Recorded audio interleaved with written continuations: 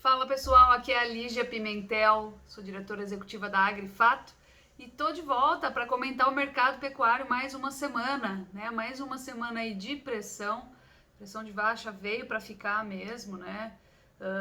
Apesar de, olha só que interessante, no começo de novembro a gente ter batido recordes semanais de volume de exportação e também de preço médio embarcado em dólares, tá? Mas o problema é que, como a gente fala de preço médio da tonelada embarcada em dólares, quando a gente considera a conta cambial, né, a gente joga um faturamento em reais, né, que é repatriado aqui para o Brasil em valores menores, tá certo?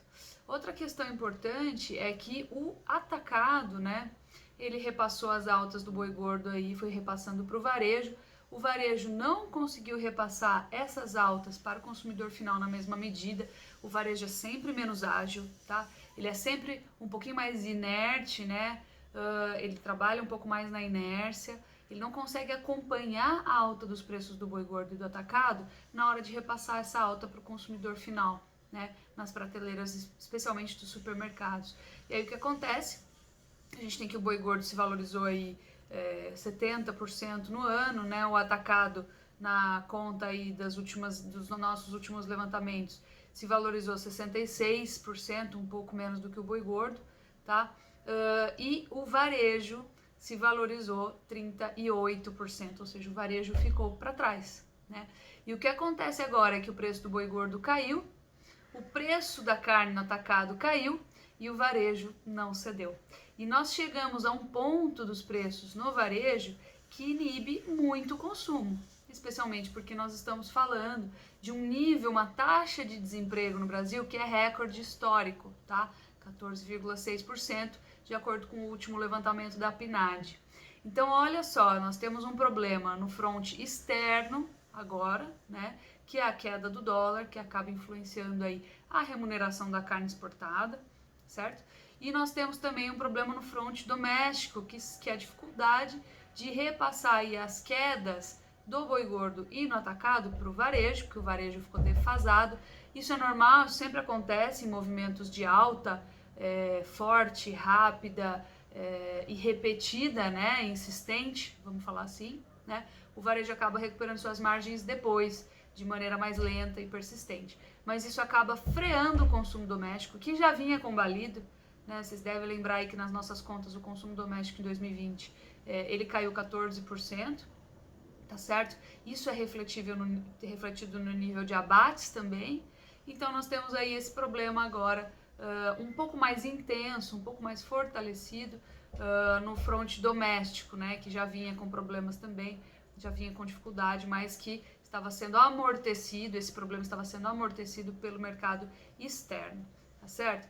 E aí muitas perguntas chegam para mim, né, Lígia, como que fica o fim do ano? A gente sabe, né, dezembro é mês de recebimento do 13º, né? A gente tem as bonificações de fim de ano, isso faz parte, acaba aquecendo um pouquinho o consumo, mas não a ponto de fazer a conta virar, né? Muito provavelmente não a ponto de fazer a conta virar. Além disso, nós temos aí, como estamos comentando há mais de um mês, né? Sazonalmente os embarques de carne bovina eles cedem nesse período. Nós já sentimos esse movimento nos embarques de carne bovina do final de novembro. Então os embarques de carne bovina eles vieram muito acelerados no começo de novembro, mas já para o final do mês a gente sentiu essa desaceleração, né? E nós estamos aguardando o resultado das 2 primeiras semanas de dezembro para conseguir continuar traçando um panorama aí em um universo amostral que faça sentido, né? Então nós temos aí essa expectativa de que o mercado dá mesmo esfriada a partir de dezembro.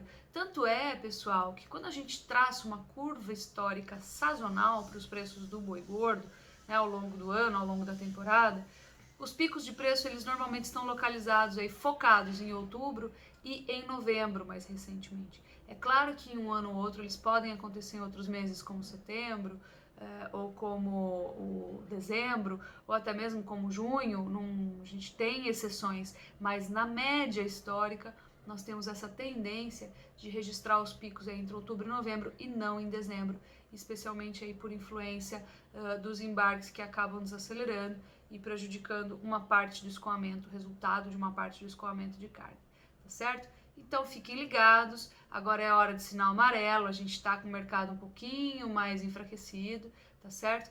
Mas isso é normal, isso é sazonal, isso é da safra. E nós estamos entrando, né, começando, dando início ao período de safra, que vai de dezembro até maio, historicamente, tá certo? Então fiquem ligados que na semana que vem a gente traz mais informações. Grande abraço a todos, até já!